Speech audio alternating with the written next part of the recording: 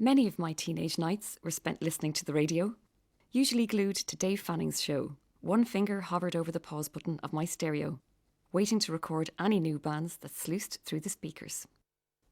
By chance, on April 8th, 1994, I had the radio off, even though I was at home, because I hadn't managed to get a ticket to see Nirvana play Dublin's R.T.E.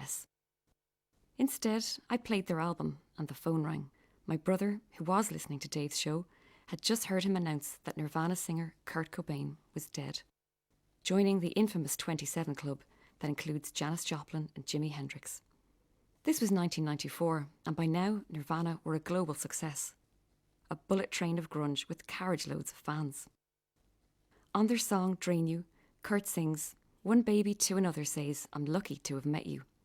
Sadly, I never met Cobain, but was once in the same room as him in, of all places, Dún Laoghaire. My introduction to the band came in 1990 when their album Bleach arrived via their record label all the way from Seattle. The padded envelope protected the flimsy vinyl, but nothing prepared me for the epic volume of what was inside. For the next 3 years, I had only those 11 tracks and one lone B-side to obsess over. My on-repeat soundtrack included About a Girl and Paper Cuts, and then came the announcement, a Dublin gig, a support slot to Sonic Youth, but a gig. Before the release of their legendary Nevermind, few people in Ireland knew who Nirvana were, but I persuaded a friend to come with me and bought our tickets for a mere £8. The venue was Dún Laoghair's Top Hat, and despite its dusty feel and ballroom acoustics, it was no stranger to bands who liked to make noise, and previously hosted The Clash and The Jam. When August 21st finally arrived, we caught the number 75 bus, and judging from the long-haired crowd and band t-shirts, we weren't the only ones bound for the gig. It was a warm summer evening, still bright, and the journey seemed to take hours. We weaved through suburbs, past 70s shopping centres, the old HB factory, and past the road where my boyfriend of 7 weeks lived.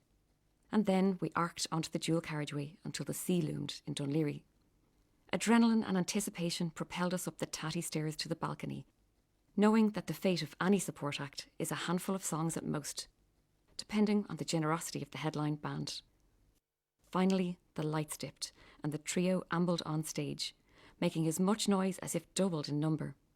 Early in the set, they played a frantic, heart-stopping track that 2 weeks later would become the lead single from the soon-to-be-released Nevermind.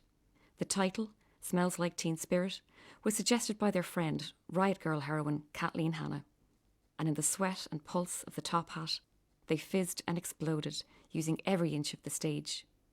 At one stage, Kurt broke a guitar and had to borrow one from Sonic Youth's Lee Ronaldo.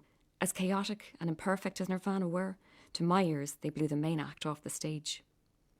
They alternated older songs from Bleach with tracks from the unheard Nevermind.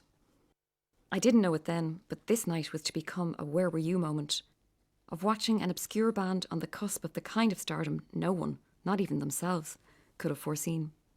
And then they were gone, after burning through waves of feedback howls and amp-melting solos. I was smitten.